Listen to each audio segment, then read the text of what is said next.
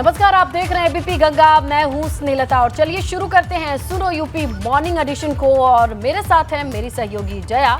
बड़ी खबर के लिए उनका रुख करेंगे और चलिए शुरू करते हैं बुलेटिन की। और सबसे पहले बात अखिलेश यादव और ओपी राजभर की कर लेते हैं, क्योंकि अखिलेश यादव और ओपी राजभर के बीच लगातार तल्खियां बढ़ती जा रही है। और ऐसा कहा जा रहा है कि आज ओपी राजभर प्रेस कॉन्फ्रेंस के दौरान कोई बड़ा ऐलान कर सकते हैं। माना यह भी जा रहा है कि अखिलेश को लेकर कोई बड़ी बात ओपी राजभर पीसी के दौरान बोल सकते हैं। आपको ये भी बता दें कि कल ओपी राजभर सीएम आवास पर एनडीए की राष्ट्रपति उम्मीदवार द्रौपदी मुर्मू के सम्मान में आयोजित डिनर में पहुंचे हुए थे। इसमें पार्टी की तरफ से, समाजवादी पार्टी की तरफ से सपा विधायक शिवपाल यादव भी पहुंचे हुए थे। वहां पर ओपी राजभर भी देखे गए। और माना जा रहा है कि आज जो प्रेस कॉन्फ्रेंस वो करने वाले हैं उसमें कोई बड़ी बात रख सकते हैं। अगला उनका कदम क्या हो सकता है, इसकी जानकारी वो दे सकते हैं। 72 घंटे का अल्टीमेटम दिया था और अब देखिए बिल्कुल उसी तरीके से आज प्रेस कॉन्फ्रेंस करने का उनका ऐलान है। प्रेस कॉन्फ्रेंस में क्या कुछ वो कहते हैं, इस पर हमारी नजर होगी। सीधा रुक करते हैं हमारे सहयोगी शैलेश अरोड़ा का। उनके पास कुछ जानकारी है। जी शैलेश।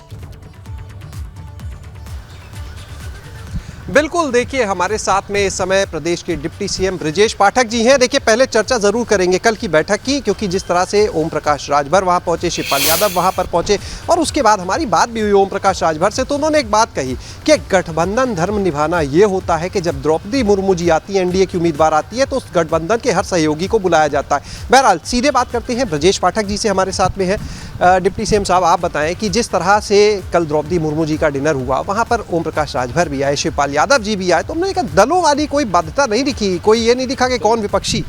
आदरणीय प्रधानमंत्री नरेंद्र मोदी जी ने बहन द्रौपदी मुर्मू जी का जिस ढंग से उम्मीदवार का सिलेक्शन किया है, पूरे देश में इसकी स्वागत हो रहा है, चर्चा हो रही है। उत्तर प्रदेश के सभी लोगों ने, सभी जनप्रतिनिधियों ने, सभी धर्मों ने, इवन देन दलीय सीमा को तोड़ करके उनको अपना आशीर्वाद और समर्थन दिया है। मुझे लगता है कि इससे बेहतर, इससे अच्छा कुछ नहीं हो सकता है। बहन द्रौपदी मुर्मू जी देश की एक ऐसी मतलब नेता हैं जो आदिवासी समाज से आती हैं, और ये समाज को आज तक प्रतिनिधित्व उचित सम्मान नहीं मिल पाया था। जो आदरणीय प्रधानमंत्री नरेंद्र मोदी जी ने किया है वो ऐतिहासिक है, और सभी लोग प्रसन्नता के भाव से, हर्ष के भाव से उनको स्वीकार किए। उत्तर प्रदेश में कल नज़ारा दूसरा ही था। सभी दलों के लोगों ने अपनी समर्थन देने की इच्छा व्यक्त की और कई लोग आए भी। आप देख रहे होंगे कल शाम को जो भोज आयोजित किया गया था उसमें कई दलों के लोग शामिल थे, और सभी लोगों ने बहन द्रौपदी मुर्मू जी का अपना समर्थन देने का निर्णय लिया।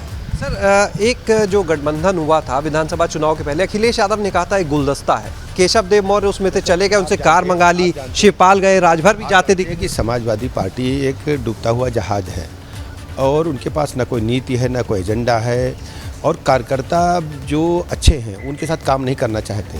वो बैड एलिमेंट्स को लेकर के आगे बढ़ना चाहते थे, और थाना, पुलिस, कब्जा करना, गुंडे, माफिया, मवाली, जनता इनसे ऊब चुकी है। उत्तर प्रदेश बहुत तेज़ी के साथ विकास के पथ पर अग्रसर है।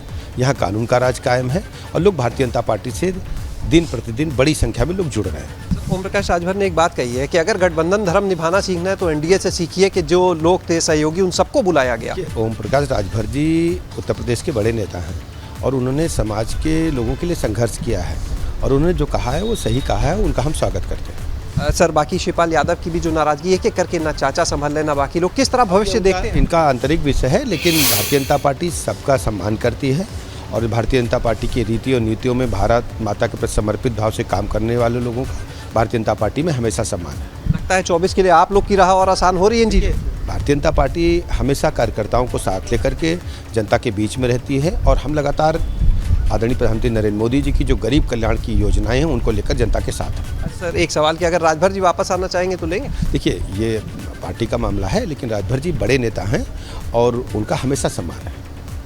तो आपने सुना कि किस तरह से यहाँ पर डिप्टी सीएम ब्रजेश पाठक जी से अभी हम बात कर रहे थे, उन्होंने कहा आज आपने एक बड़ी चीज़ देखी है कि ओम प्रकाश राजभर जी के लिए उन्होंने बोला कि वो एक बड़े नेता है। ये नहीं कहा कि उनकी एंट्री नहीं हो सकती है, बोला कि पार्टी तय करती है इन चीज़ों को। लेकिन देखिए इशारा साफ है, जिस तरह से ओम प्रकाश राजभर की नाराज़गी है वो भी आपने देखी, जिस तरह से ओम प्रकाश राजभर कल मुख्यमंत्री आवास डिनर पर पहुंचे वो आपने देखा, और जिस तरह के बयान अभी हम डिप्टी सीएम ब्रजेश पाठक जी से सुन रहे थे वो भी आपने सुन लिए। तो देखिए कहीं ना कहीं जो सपा के साथ अब जो सपा के गठबंधन के बीच में दरार आ रही है उसकी वजह से सपा की मुश्किलें और बढ़ सकती हैं, और दूसरी तरफ भारतीय जनता पार्टी जो है वो आने वाले दिनों में और ज्यादा मजबूत होकर उभर सकती है और ज्यादा मजबूती के साथ नजर आ सकती है। तो जो समीकरण था ये पूरा एक गठबंधन का ये बदलता नजर 6 विधायक हैं, ऐसे में ओम प्रकाश राजभर का रुख बहुत कुछ बयां करेगा। देखते हैं कि आज उनकी तरफ से क्या क्लैरिफिकेशन आती है। शुक्रिया शैलेश इस बातचीत के लिए, डिप्टी सीएम से बातचीत की है हमारे सहयोगी शैलेश अरोड़ा ने। आगे बढ़ेंगे, कानपुर से खबर है, बिल्डर हाजी वसी की अवैध इमारत पर बुलडोजर चलेगा, ये खबर आई है। कानपुर विकास प्राधिकरण के अधिकारियों ने पुलिस से संपर्क भी साधा है और जल्द ही अवैध इमारतों पर कार्रवाई भी हो सकती है, खबर आ रही है। अन्य निर्माणाधीन जो इमारतें हैं उसे भी ध्वस्त करने की तैयारी हो रही है। इमारतों को पहले से ही सील किया जा चुका है और अब खबर आ रही है कि इस पर ध्वस्तीकरण की कार्रवाई होगी। हिंसा में फंडिंग का मामला ये बताया जा रहा है। बाबा मुख्तार और हाजी वसी का नाम सामने आया और दोनों के ऊपर कानूनी शिकंजा कसता चला जा रहा है। और देखिए अब बुलडोजर की कार्रवाई होगी, ये बात सामने आ रही है। कई ऐसी बिल्डिंग है जो अंडर कंस्ट्रक्शन है, निर्माणाधीन है, उन्हें सील तो पहले से किया जा चुका है, लेकिन अब अधिकारियों की तरफ से ये भी जानकारी आ रही है कि अब इसको ध्वस्त भी किया जा सकता है। तो कभी भी इन प्रॉपर्टीज पर बुलडोजर चलता हुआ भी हम देख सकते हैं। और चलिए इस बीच आपको कानपुर से एक और बड़ी खबर दे दे। 3 जून को नई सड़क पर हुई हिंसा का ये मामला है। जफर हयात समेत कुल 7 आरोपियों की जमानत खारिज हो चुकी है। हिंसा मामले में 37 आरोपियों की जमानत की अर्जी लगाई गई थी और 21 अर्जी पर सुनवाई हुई। 7 आरोपियों की जमानत खारिज की जा चुकी है कोर्ट से। हर एक आरोपी पर दर्ज है 3-3 FIR। और देखिए हिंसा मामले में 37 आरोपियों की जमानत की अर्जी लगाई गई थी, जिस पर 21 पर सुनवाई हुई कोर्ट की तरफ से। 7 आरोपियों की जमानत खारिज कर दी गई।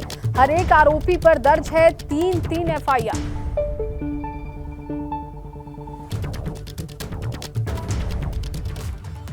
खबर चित्रकूट से है। पिकअप गाड़ी ने सो रहे 9 लोगों को रौंद दिया है। हादसे में 5 लोगों की दर्दनाक मौत हुई है, 4 गंभीर रूप से जख्मी बताए जा रहे हैं।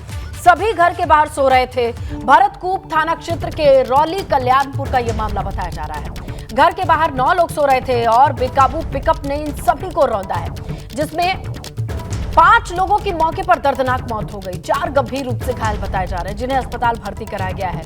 लेकिन ये तस्वीरें हैं भरतपुर थाना क्षेत्र के रौली कल्याणपुर की।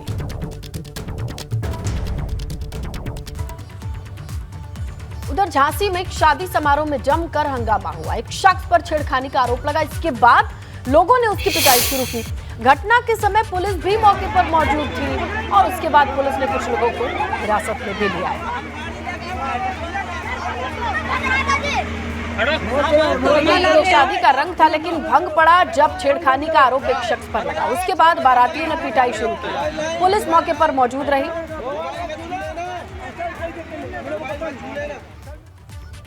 और चलिए बात करते हैं जम्मू के अमरनाथ गुफा के पास हुए हादसे के बारे में। श्रीनगर अमरनाथ गुफा के करीब बादल फटने वाली घटना में अब तक 15 लोगों की मौत की पुष्टि हो चुकी है। आपको ये भी बता दें कि अभी भी राहत और बचाव का काम वहां पर चल रहा है। सेना जुटी हुई है, लगातार लोगों को बचाने की कोशिश हो रही है। कल अमरनाथ गुफा के नजदीक करीब शाम 5:30 बजे बादल फटा। ITBP के मुताबिक अमरनाथ श्राइन के पास कुछ लंगर को भी नुकसान पहुंचा है और इसके बाद इस हादसे के बाद वहां पर यात्रा भी रोक दी गई है। अमरनाथ की यात्रा फिलहाल रोकी गई है। बादल फटने की वजह से बड़ा हादसा हुआ। 15 लोगों की मौत की पुष्टि अब तक हो चुकी है। कई लोग लापता हैं, कई लोग घायल हैं। लगातार सेना की टीमें लगी हुई हैं। वहीं हादसे के बाद बालटाल में श्रद्धालु जुटे हुए हैं। लोगों का कहना है कि कुछ लोग उनके साथ थे जिनका पता नहीं चल रहा है। वहीं कुछ लोग बिना दर्शन किए ही वापस लौट रहे हैं। देखते हैं बालटाल से आपदा की आंखों देखी रिपोर्ट।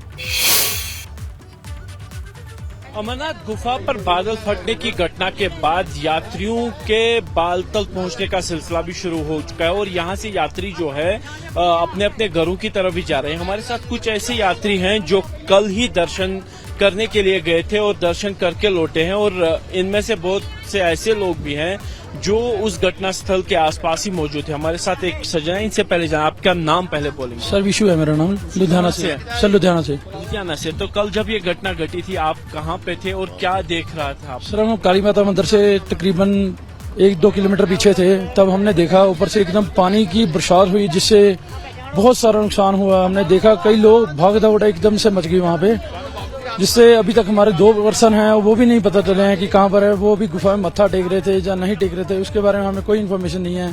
कुछ हमारे पर्सन थे जो अभी पंचतरनी में हैं, 10 लोग हैं, 10-11 लोग हैं, वो पंचतरनी में हैं। और कुछ लोग हैं जो 2 लापता हैं, अभी तक उनका कोई इन्फॉर्मेशन नहीं है।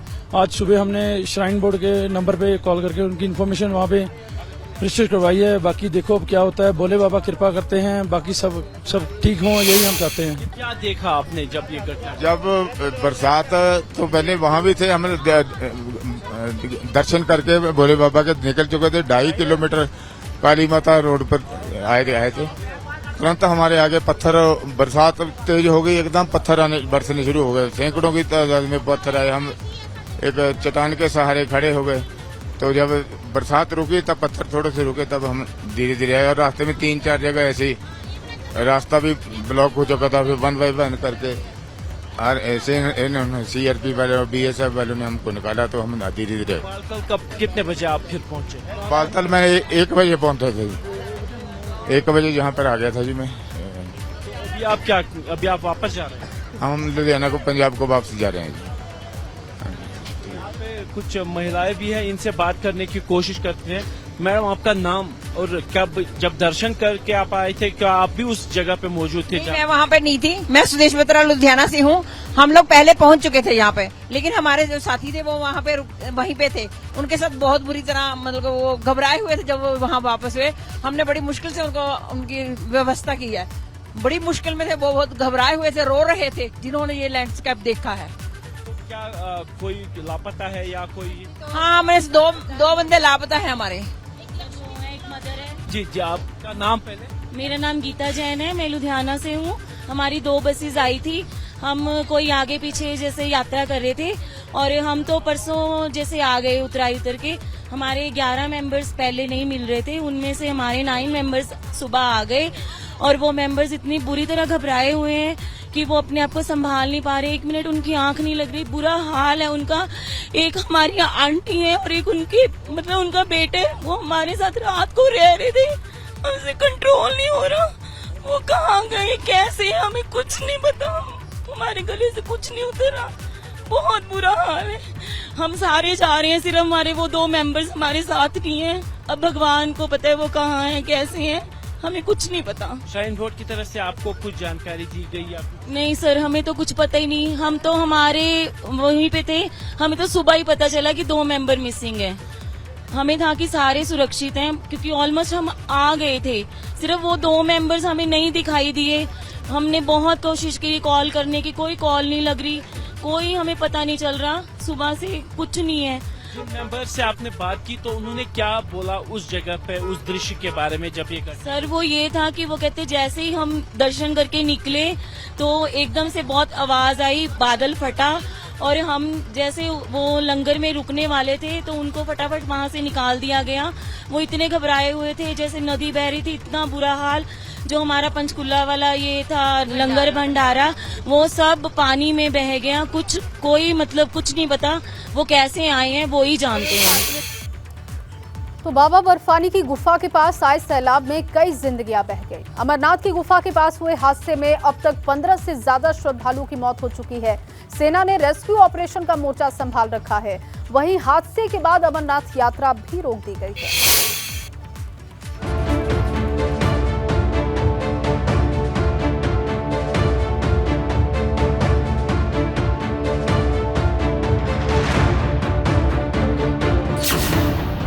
अमरनाथ गुफा के पास फटा बादल, आसमान से आई आफत। बादल फटने से तबाही, तस्वीरों की गवाही। रेस्क्यू ऑपरेशन जारी, मुसीबत भारी। ये अमरनाथ गुफा के पास तबाही का वो मंजर है जिसने पूरे देश को हिला दिया है, क्योंकि अमरनाथ गुफा के 2 किलोमीटर दूर बादल फटने से हड़कंप मच गया है। आसमान से पानी का ऐसा जलजला आया कि अपने साथ सब कुछ बहा ले गया। लोग कुछ समझ पाते उससे पहले सैलाब सब कुछ बहा ले गया। पहाड़ों से तेज बहाव के साथ आए पानी से श्रद्धालुओं के लिए लगाए गए करीब 25 टेंट और 2 से 3 लंगर बह गए। बारिश से पूरे इलाके में तेजी से पानी भर गया, जिसके बाद हाहाकार मच गया। कई श्रद्धालु लापता हो गए। उनके तेज बहाव में बहने की आशंका है।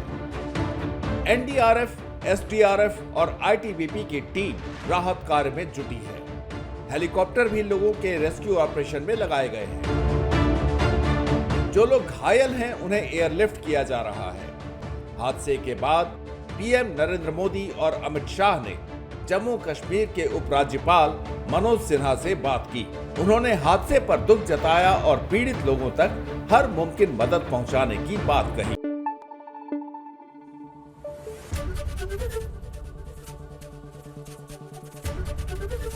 एबीपी गंगा, खबर आपकी, जुबान आपकी।